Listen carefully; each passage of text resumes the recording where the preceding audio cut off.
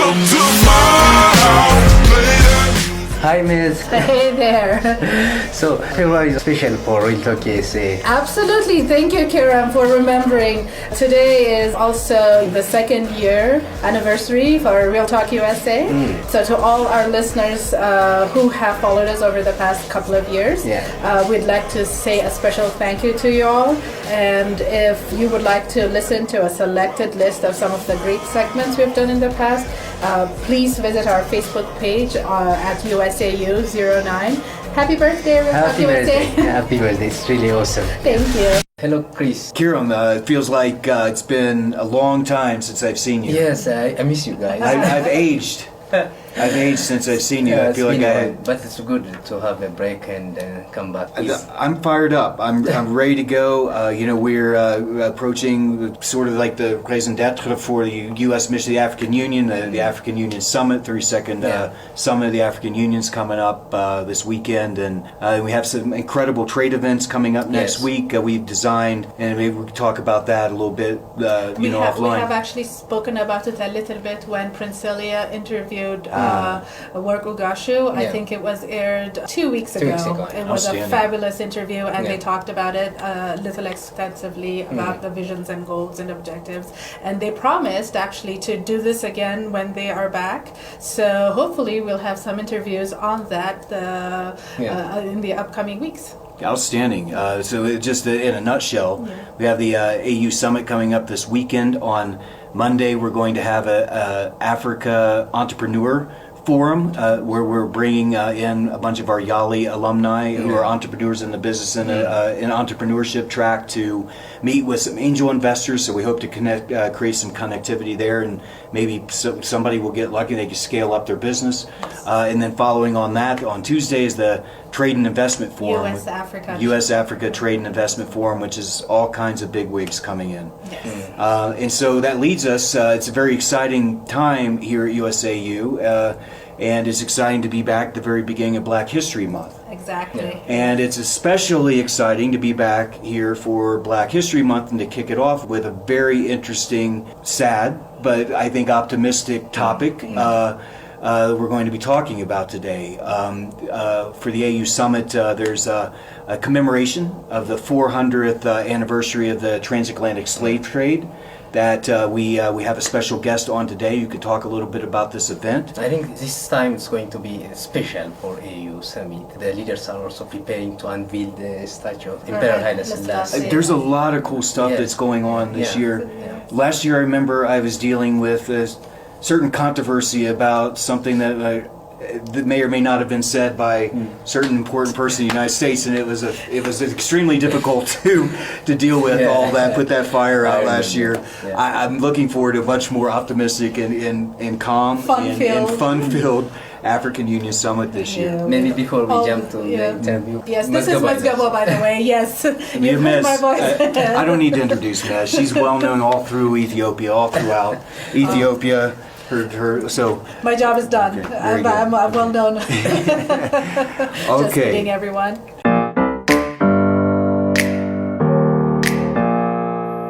Real Talk USA. I want to introduce our special guest today. Today we have Bishop Alexander, who is a senior pastor at the Park Chruch in Charlotte, North Carolina. Bishop Alexander, welcome to Real Talk USA. Thank you. Glad to be with you. It's a pleasure to have you on today. And we were talking right before the show about some of your background and what I understand that you're coming to Addis Ababa to take part in a very interesting, important, sad but optimistic event. I wanted you to talk about that a little bit. First, would you like to introduce yourself? Sure. Claude Alexander, pastor of the Park Chruch in Charlotte, North Carolina. I've served that congregation for the past 28 years. And in the course of pastoring at the Park, we have been engaged actively in work on the continent that began in 1999 through our Sister Cities program, where Kumasi is a sister city to Charlotte. After that, we've been working in Malawi and Ghana and Burundi and South Africa and in Kenya. And I really believe that God has gifted the continent of Africa in a rich way to provide leadership to the rest of the world. That God has endowed the continent with natural and human resources to feed the world, resource the world, and to lead the world. And we are given a unique opportunity this year for the African diaspora in North America to engage with the African continent in a way that helps materialize that in a sustainable way. Thank you for that. That's very interesting. Sounds like you've been working, and engaging with Africa for quite a long time already. How did you get into? I don't want to make assumptions. I mean, this is probably a stupid question, but how did you get interested? I mean, there's all kinds of problems in the United States and all kinds of issues and all kinds of things to be attended to. How did you get interested in Africa, and why are you engaging with Africa? Well, we understand our call to be a global call. And while yes, there is work that we do within the United States, within our city, that we are called outside of the United States. And there's no more natural place to start in the continent of one's origin. And we were given the opportunity through the Sister Cities program initially, and then through a partnership with a missions agency called Shalom, to visit Kenya. And again, as you know, once you hit the ground, you are immediately taken by a kinship, number one, an appreciation as well as burden. Several recognitions come to mind. One, how similar our recent paths have been, and how we need to learn from each other's experience. And not just how similar our paths are, but also how similar our present is. And if our past and present are similar in a way that we did not intend, what would it look like for us with intention to make our futures look better together? So that's a good segue into Ethiopia and the AU Summit. Can you please tell us about the event that you're going to come to participate in here in Addis? The event is called R400, and it seeks to leverage this once-in-a-lifetime moment, the 400th anniversary of the Transatlantic Slave Trade. When you hear that number, 400 years, it lands on you in a particular way that the 350th or even the 380th does not hit you. There's something about those zeros that is significant, and it's a moment that we will not have for another 100 years. And so the question is, how do we lean into this significant moment in history? One, we are not celebrating it. We're not celebrating slavery. What we are seeking to do is celebrate the resiliency and transcendence of a people in the midst thereof. We are seeking to lift up the overcoming. That's a good segue to what this month is about.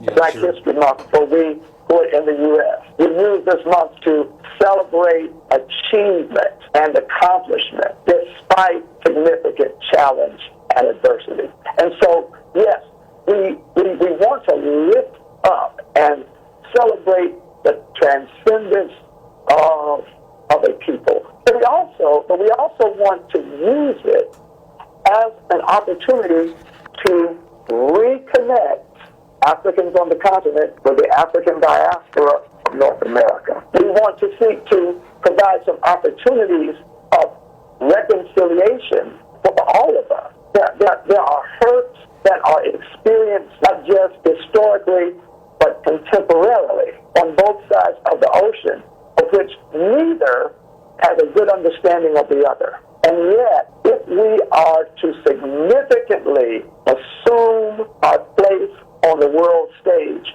together, those hurts, those traumas must be lifted, understood, and healed. How do we reclaim what's been lost in these past 400 years? What opportunities have been missed in these 400 years? And understanding those, then how do we reimagine the next 400 years. We had no control over what happened 400 years ago, but we do have control over what happens in the next 400 years. And so the R400 Summit seeks to, again, bring us together in a way that we can celebrate our culture, we can lift up best practices and models of how together we can work to drive an agenda forward and put our future partnerships can be developed. That's what we're seeking to do. Sir, what does the R? You said R400. What does the R stand for? So the R4 is a play on the reconcile, reconnect, and rebuild. Yeah. It's one of those logo type things. The 4 R's. It's the 4 R's and the 400 years combined. Yes. And the 4 R's were, it was reconnect, reconcile, reclaim, and I missed one of the R's. And rebuild. And rebuild.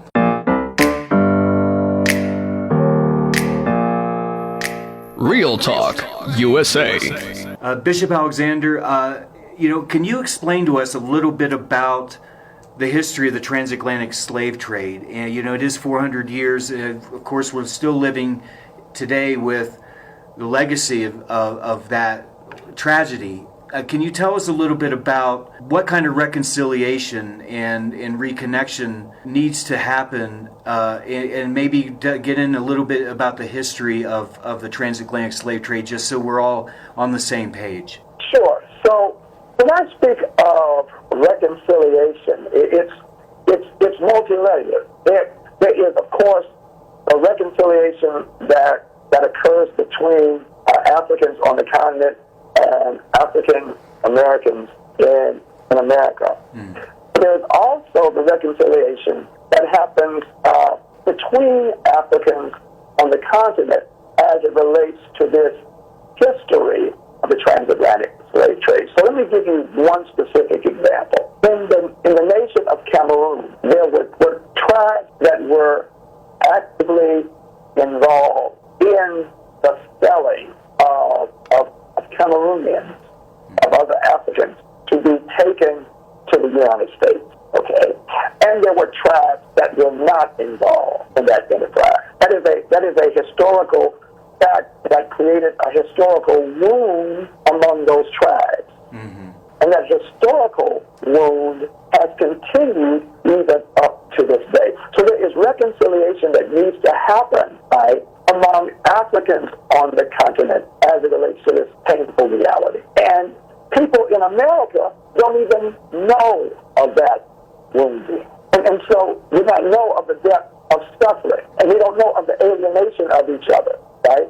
It's only by our coming together to reconnect that we can really begin to comprehend the full weight of meaning of these past 400 years in terms of the violence visited upon us and the victory established by us. And that's what we seek to begin to do this year.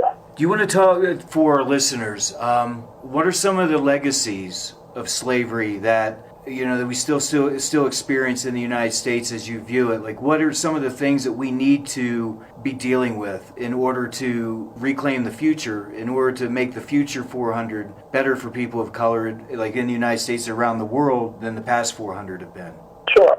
So in the United States, when you hear that number 400 years, right, that lets you know that this experience of racialization, marginalization, exploitation, dehumanization, it predates the formation of the United States as a country, as a nation. It served 100 and at least 40 years prior to the Declaration of Independence and the Constitution. This was an established way of view and treatment of Africans and their descendants. And when it's the amniotic fluid through which Thomas Jefferson wrote the words that we hold these truths to be self-evident, that all men are created equal and yet own slaves, right? And when you understand that, then you come to understand that the past 50 years the civil rights movement and getting legislation on the book, that had not been enough time to erase what 350 years actually did. And so, but it also causes you to be able to celebrate the transcendence of the people in the midst. So it helps understand how people have, unfortunately, racism overtly and covertly in America. It challenges, in America, it challenges our white constituents who, one, do not know the history and therefore cannot connect certain dots in terms of what is seen and heard now, and wonder why people of color get upset about it. And two, feel helpless because in their minds they have not done anything wrong. And what we have to do two things. One, we have to educate people just about the truth, the history, so that they come to understand that when we talk about these 400 years, we're not just talking about 1700 or 1600. We're also talking about in the 1930s and 40s how Social Security, when that was brought out, African Americans were denied those benefits because there was a clause that said, except for domestic and migrant workers. I don't know the history, but when we talk about the GI Bill, I didn't know that. I learned something. I didn't know that was. I didn't know that was a fact. Right. Interesting. Right. The GI Bill, which was the single most important piece of legislation for the development of the American middle class, that gave fraternity vets from World War II low-interest loans, money to go to school, all sorts of benefits economically, right? Mm-hmm. The soldiers of color were denied those benefits. So when we talk about generational transfer of wealth in America, we have to understand that there were significant barriers for people of color and significant opportunities for whites in America.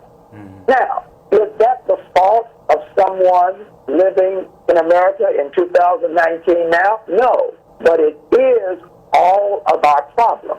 We must understand that we were born into a country that conferred benefits and burdens based upon simply one's race, and that is all of our problem. I think that's what has to happen. That has to happen.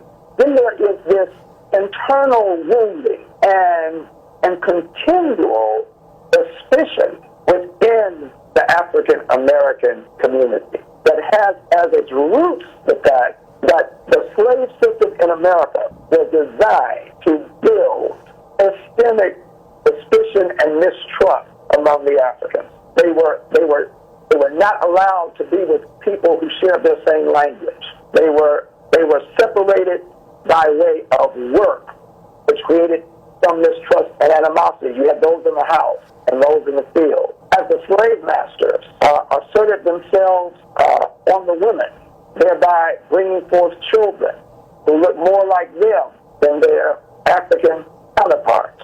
Mm-hmm. Then was this subtle color situation that came about. And unfortunately, there is still some of that exists today.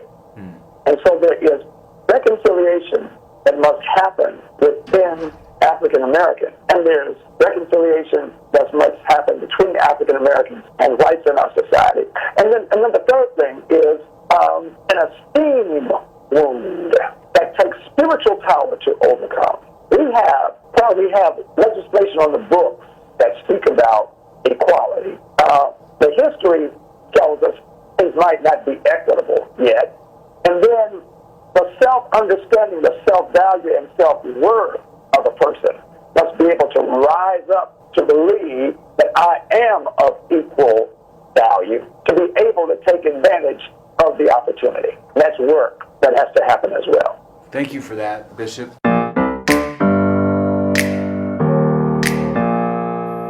Real Talk USA.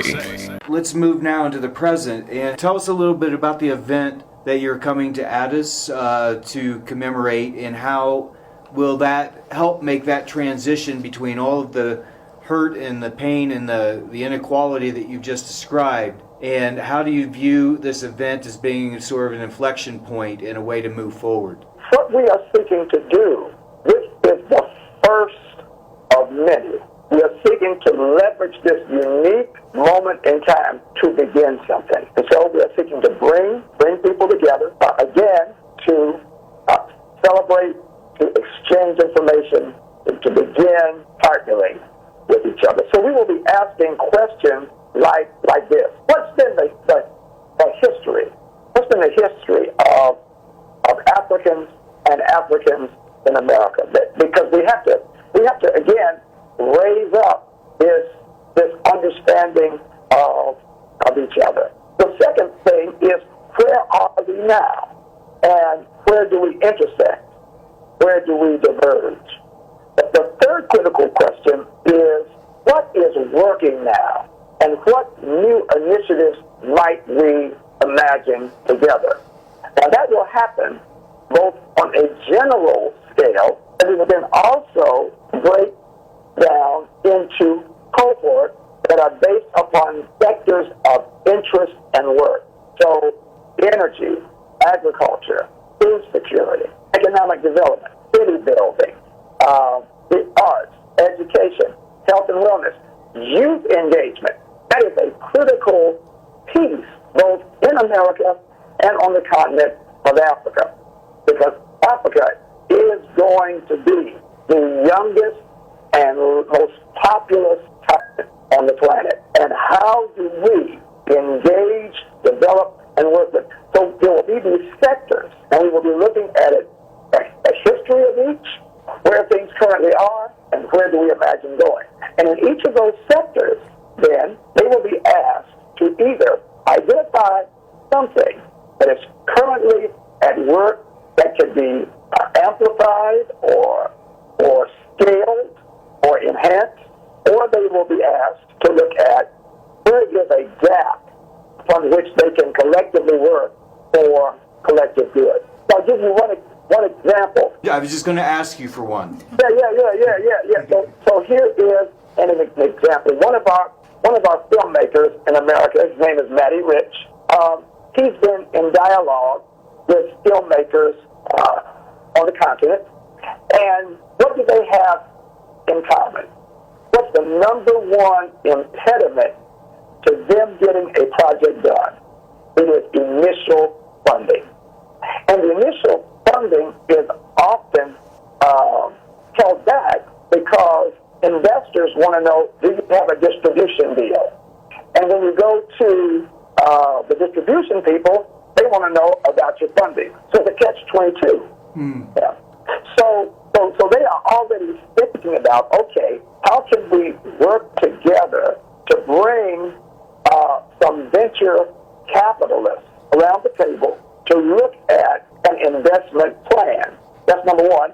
And then number two, how do we look at creating a pipeline of distribution that then answers that question? So that whether it's Maddie in LA or someone in Accra seeking to get that project off the ground, they have a system. They have investors, and they have a pipeline of distribution. That's just one example, okay? And so when we're talking about what we're doing, we're not talking about just having one event in Charlotte. No, this is about making this moment a movement, because we hope that they will work together for a year, and then we will meet in Ghana in 2020, right? Okay. Where they will, for each sector, having worked together for a year, they will then publicly announce what their project is, right, and how we, as a collective, can help support those efforts. Hopefully, the aim is that we will meet every year, and that we will rotate 1 year in the U.S., 1 year on the continent. Because what we are really seeking to do is to establish a sustainable system and structure. Now, a question that I might anticipate you asking is, why would it be held in Charlotte? Why not New York?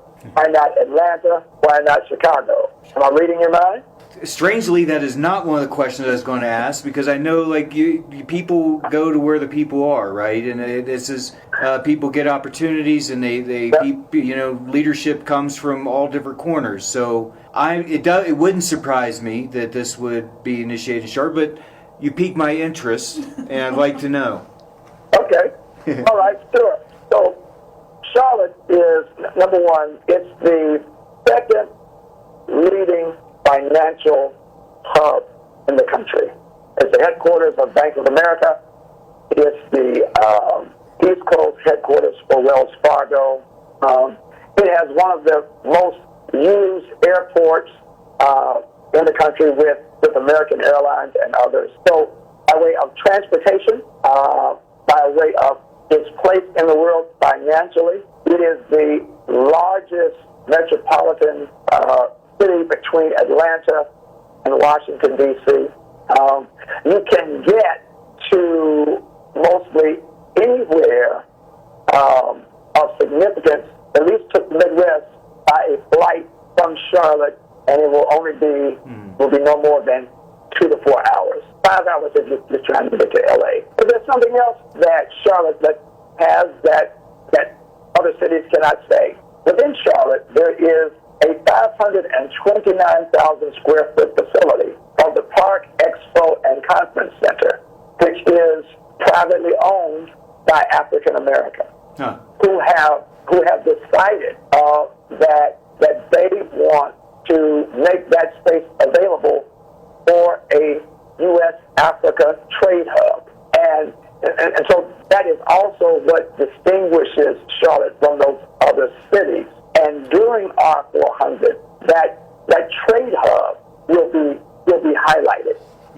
So individuals who seek in Africa, who seek to have a footprint in America, there is an opportunity for that footprint to happen. And for those interested in those African Americans or others interested in doing business with those people, that space is provided. You know, Bishop, it's interesting that you start talking about this, because to me it feels like, and I don't know if it's because of by virtue of working for U.S. Mission to the African Union, if this kind of connectivity has always been talked about and people are always working on these issues, but it really feels, I mean, maybe I'm just aware of it now because of the nature of my job, but it feels like there really is something happening. It feels like there really is a lot of energy and a lot of interest both here in Africa and back home in the United States to reconnect, to build relationships between two great continents, right? And I mentioned this because in my context of YALI, have you heard of it? In terms of one of the things that works, I can tell you about this initiative that the U.S. government has called YALI, Young African Leaders Initiative. I don't know if you've heard about it or not. I don't want to bore you if you haven't. I have. If you have, yes. Well, I have. I've heard it. Mm-hmm. It's incredible. And, last year in August, we had a Young African Diaspora conference that brought together 100 YALIs with 100 African American and recent immigrants who were looking to reinvest in the continent. So that was going on. All of our talk, our Africa strategy, which is recently rolled out, the New Africa strategy, is all about trade, and it's about a lot of other things. I don't want to mischaracterize the strategy, but there's a lot of discussion about how to invest in the continent. How can American companies tap into the vast potential that this continent has? How can Africans reconnect with Americans back home? And it is one of the things that we're actually doing next week. Is I've got leadership on this Africa Entrepreneur Forum, and what we're doing is we're bringing. We've identified with an Ethiopian firm here in Addis called Blue Moon. Using the YALI network and our YALI contacts, we've identified 24 Mandela Washington Fellows who are kind of on the cusp of taking their small businesses to the next level. And so we're taking advantage of this summit to bring those 24 to Addis Ababa. So 14 from across the continent, 10 from Ethiopia, to be here to meet with angel investors and some other folks who have money and who are looking to help people, like invest in companies and entrepreneurs and young people who have promise. I love my job. I can't. Everyone's bored with hearing this on the show, but I switched my responsibilities in the State Department so I could work. I love Yali. I really believe in it, and so I'm really excited about that. That's one of those things that works. Sorry I cut into your time to plug our own our own event, but I'm super excited about it. And Yali's got to be on sort of any, in terms of when people talk about success, it's got to be on people's radar. Yes, and especially young people who don't know about this, or parents of young people who just heard about Yali on this show. Please Google it, and it's a very good opportunity for young people to network. People don't need to reinvent the wheel. There are people out there who are willing to help, who are willing to share experiences, innovations, and so this is my personal plug for Yali. I didn't know that we'd have this opportunity to plug it, so I just kind of, there was a nice tie-in. And run away with it. And an interesting intersection, one of the members of our church, Angela Woods, she's actually at the State Department and works on Yali. Oh, wow. Great. So we are very excited about that, and have been in conversation about what might be some synergies between what we are seeking to do and what Yali is doing. It sounds like you guys, there's so much like possibility. It would be like going together like puzzle pieces. It would be a perfect fit. Yes. Maybe after the show, hopefully I'll get to meet you when you're in town. Maybe we could talk offline and have the time to maybe talk about and brainstorm about some ways that, we could see Yali plugging into some of your own ideas.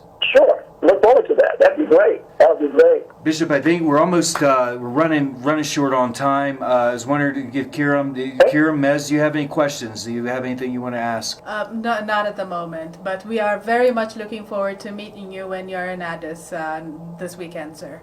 I'm looking forward to it. All right, sir, you have any anything inspiration that you'd like to share with the audience? Anything that we didn't cover that you feel that you'd like to touch on?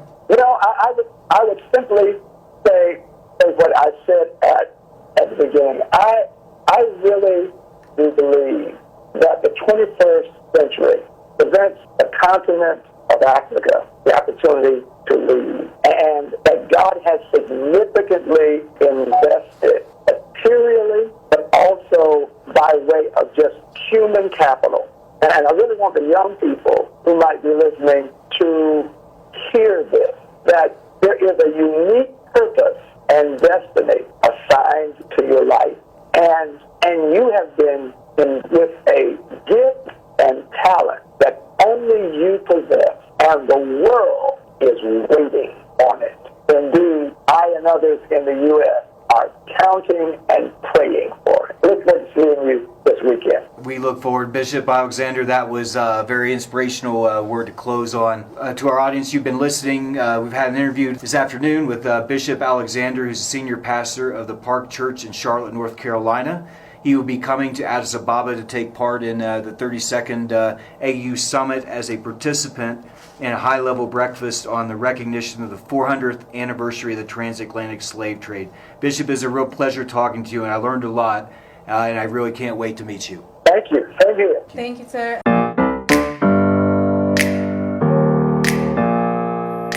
Real Talk USA. This has been Real Talk USA, and for everyone out there who would like to follow us on Facebook, we are at USAU09, and our Twitter handle is at US_AU. And we have some of the prior shows also on our Facebook page, so be sure to check them out. Thank you, Mez. Kiram, it's good to see you again, and to see you, look forward to a very productive beginning of the year. Thank It's already you. February, but we're off to a good start, I think. Yes. I hope. Have a good one, everyone.